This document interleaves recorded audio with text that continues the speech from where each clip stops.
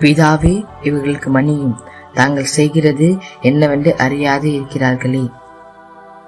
இன்றைக்கு நீ என்னுடனே கூட பரதேசியில் இருப்பாய் என்று மெய்யாகவே உனக்கு சொல்கிறேன்.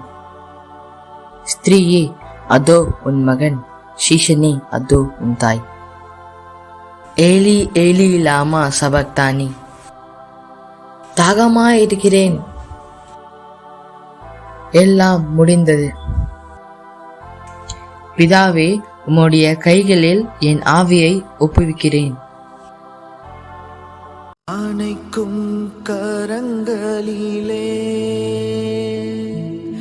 ஆணிகளா சுவாமி,